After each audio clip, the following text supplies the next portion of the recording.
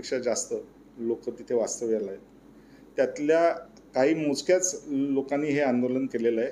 आणि हे आंदोलन केलेलं याचं कारण असं आहे की ह्याच्यापैकी बहुतेक जण किंवा खूप जास्त लोक हे डिफॉल्टर आहेत. त्यांनी टाउनशिप मेंटेनन्स भरलेलं नाही आहे. टोटल टाउनशिप मेंटेनन्स ह्या फॉरेस्टमधून जवळजवळ 5,40,00,00,000 एवढी रिकव्हरी आहे त्यामध्ये. आणि अत्यंत अल्प दरात आम्ही टाउनशिपचे चार्जेस करतो. नाममात्र म्हणजे ₹1 per square foot of carpet area per month असं आम्ही घेतो. कुठच्याही तऱ्हेचं त्यांच्याकडनं ॲडव्हान्स पैसे घेतलेले नाही, डिपॉझिट घेतलेलं नाही आहे. एक्सपेक्टेशन अशी आहे की लोकांनी योग्य वेळेस योग्य ते पैसे टाउनशिपचे भरावेत. बहुतांशी लोक ते भरतायतही आहेत. पण जे लोक गेले 10 वर्ष झाली किंवा त्याच्याहून अधिक काळ टाउनशिपचे मेंटेनन्स भरत नाही आहेत आणि एवढा मोठा त्याचा आकडा झाल्यानंतर जे लोक प्रामाणिकपणे टाउनशिपचे पैसे भरत आहेत त्यांना साहजिकच असं वाटणं बरोबर आहे की आम्ही पैसे व्यवस्थित मेंटेनन्स करतोय, पण जे लोक भरत नाहीत त्यांच्या विरुद्ध तुम्ही काहीच गोष्टी करत नाहीये. तुम्ही 2-3 वेळा म्हटलात की थोडे लोक, ही जी थोडी लोक आहेत त्यांनी टाउनशिपचे जे काही चार्जेस आहेत ह्याच्यामधले बरेच जण म्हणजे याच्यातले बहुसंख्य जण आज जे तुम्हाला आंदोलन करताना दिसले ते बहुसंख्य जण हे बंगल्यात राहतात.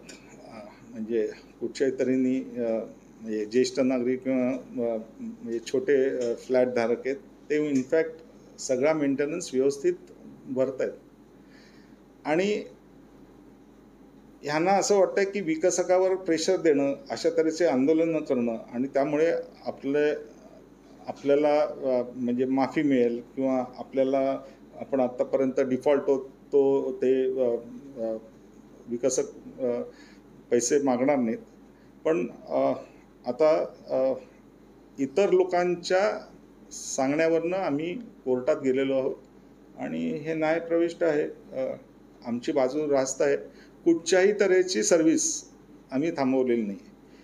त्यांचं म्हणणं असं आहे की फॉरेस्ट सेलमध्ये इलेक्ट्रिसिटी आहे, ही इलेक्ट्रिसिटी बरेच वेळा जाते त्यामध्ये.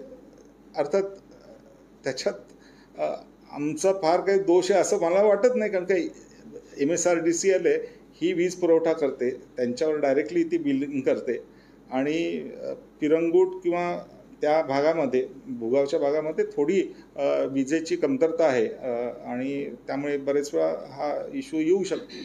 पण मला असं खात्रीनं वाटतं की MSRDCL सुद्धा हा जो अडचण आहे ती भविष्यात दूर करण्याच्या दृष्टीने खूप प्रयत्नात आहे आणि मला खात्री आहे की पुढच्या काही वर्षांमध्ये हा संपूर्ण परिसर आहे. तुमची इनोसेन्सी प्रूव्ह करालच, पण ह्याच्यातनं काय असं येतंय का तुमच्या नावाचं डिफेमेशनचे काही लोक प्रयत्न? 101% हे डिफेमेशन आहे आणि याच्यावर योग्य ती आम्ही कारवाई करू.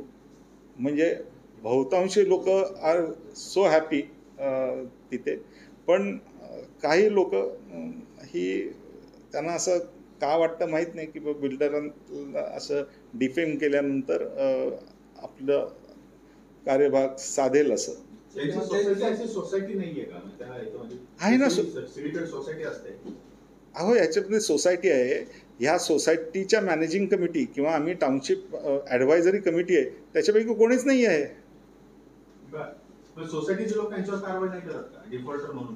म्हणजे ज्यांनी पैसे भरलेत आणि त्यांना इथे बोलवलंय असं त्यांचं म्हणणं असं आहे की सोसायटीनी कलेक्ट नाही केले पाहिजेत, विकसकांनी केलं पाहिजे. पण असाही आरोप आहे की दिवसेंदिवस म्हणजे त्यांच्या रकमेमध्ये वाढत झाली वीज बिलमध्ये. ही पर्टिक्युलरली जी बंगल्याची सोसायटी आहे, आमची पाण्याच्या बाबतीमध्ये कसं होतं की जो त्या सोसायटीमध्ये येणारा पहिलं पाण्याचा नळ असतो, मेन नळ असतो, त्याला मीटर असतो, त्याचं रीडिंग होतं. सगळ्या कॉर्पोरेशनच्या ह्याच्यामध्ये तसंच असतं. त्याप्रमाणे रीडिंग होतं आणि त्याप्रमाणे बिल गेलं होतं. त्यांचं असं म्हणणं आहे की प्रत्येक बंगल्यामधलं रीडिंग आपण घ्यावं आणि त्याप्रमाणे करावं. अनफॉर्च्युनेटली गेले 10 वर्ष आणि ह्याच्यामधले जे आलेले ते बहुतांशी मॅनेजिंग कमिटीमध्ये होते पूर्वीच्या 10 वर्षामध्ये त्या सगळ्या पाईपलाईन्स याचा मेंटेनन्स काही करण्यात आला नाही. अनेक लिकेजेस आहेत आणि त्यामुळे आणि मीटर्स पण बंद असतात आणि त्यामुळे त्यांना मेन मीटर आणि प्रत्येक बंगल्याचे मीटर ह्याच्यामध्ये जर तर त्यांचा असंही आरोप आहे जे पाणी 15 रुपये किलो लिटरनी कॉर्पोरेशन देते तेच त्यांना आता 50 एक लक्षात घ्या की पाण्याच्या दराच्या बाबतीमध्ये जर त्यांचं काही म्हणणं असेल तर टाउनशिप ॲडव्हायझरी कमिटीनी एक कमिटी नेमली होती आणि त्या कमिटीने असं ठरवलं होतं की पाण्याचे दर कसे ठरवायचे. आम्ही 6 किलोमीटरमधून मुळा नदीमधून पाणी 2 स्टेजमध्ये लिफ्ट करतो, त्याचं फिल्ट्रेशन करतो, त्यासाठी लागणारी सिक्युरिटी, मॅन पॉवर, वीज त्याच्यामध्ये केमिकल्स, मेंटेनन्स हा सगळा येतो ना. आणि म्हणजे आम्ही काही कॉर्पोरेशन नाही, आम्हाला काही सबसिडी नसते त्याच्याशी, आणि त्याप्रमाणे जे काही आम्हाला चार्जेस पडतात ते नॅचरली त्यांना लोड करणं, कारण का त्यांच्यासाठीच असतात, त्यांना लोड करणं हे क्रमपत्र आहे. आणि हे आम्ही नाही ठरवलेलं, ॲडव्हायझरी कमिटीने एक सिस्टीम लावून दिलेली आहे, त्याप्रमाणे बिलं केलेली आहेत. पण काही सोसायट्यांमध्ये प्रचंड लिकेजेस आहेत, आम्हाला तिथे आतमध्ये पण जाऊन देत नाहीत ते, त्याच्यामध्ये ती रिपेअर करण्याची पण जबाबदारी त्यांची आहे. आणि मग जी पाण्याचं वेस्टेज होतं नॅचरली त्याच्यावर पण आम्ही चार्ज लावणार, कारण का आम्हाला त्याच्यावर खर्च पडले सगळा त्याच्यामध्ये. हा मुळात वादाचा. ओके, नमस्कार, मी देवदत्त टेंगशे आहे. मी परांजपे स्कीमच्या फॉरेस्ट रेल्स टाउनशिपचा रेसिडेंट आहे. आम्ही सगळे जे रहिवासी आहोत ते फॉरेस्ट रेल्समध्ये राहतो. फॉरेस्ट रेल्स एक प्रायव्हेट टाउनशिप आहे जी परांजपे स्कीम्सनी महाराष्ट्र सरकारच्या ITP नियमांखाली STP नियमांखाली बनवली गेली होती. आमचे जे डिमांड्स आहेत ते 2 मेजर आहेत. एक तर म्हणजे पाण्याशी संबंधित आहे, दुसरं विजेच्या पुरवठ्याशी संबंधित आहे. पाणी जे आहे ते आम्हाला जे मिळतं त्याचे रेट्स आम्हाला थोडे कळत नाही आहेत. आम्ही जेव्हा आलो 2012-13 साली तेव्हा 16 रुपये पर किलो लिटरनी आम्हाला बिल लावलं गेलं होतं. पुण्याच्या लोकांना म्युन्सिपॅलिटी साधारण 15 रुपये पर किलो लिटरनी लावते, बाकीचे टाउनशिप 20 रुपयांनी लावतात. पण हे 16 रुपयाचा रेट पण वाढत गेला, हळूहळू तो 35पेक्षाही वर गेला, मग शेवटी तो 48 रुपीज पर किलो लिटर झाला. मागचे 8 वर्ष आम्ही 48 रुपीज पर किलो लिटर या हिशोबाने पाण्याचं बिल भरतोय. आणि आत्ता मागच्या 2-3 महिन्यापूर्वी जे नवीन बिल आली पाण्याची त्याच्यामधले रेट्स खूपच वाढले आणि ते काही लोकांना 100 रुपये पर किलो लिटर ते काही लोकांना 200 रुपये पर किलो लिटर या हिशोबाने बिलं आली आहेत. तर आम्ही विचारतो की एवढे बिलांचे रेट्स कसे झाले, त्याचा फॉर्म्युला काय आहे. तर आम्हाला एवढंच पाहिजे की जे पाण्याचं बिल येतं ते रिझनेबल रेटनी असावं, ते बाकीच्या टाउनशिप म्युन्सिपॅलिटीच्या रेटच्या कंपॅरिझनमधच्या आसपास कुठेतरी असावं. दुसरं जो आमची डिमांड किंवा रिक्वेस्ट आहे ती आहे विजेच्या पुरवठ्याबद्दल. ITP नियमांखाली जो डेव्हलपर असतो त्याची रिस्पॉन्सिबिलिटी असते की वीज प्रोव्हाइड करणं, चांगली वीज, अनइंटरप्टेड वीज प्रोव्हाइड करणं.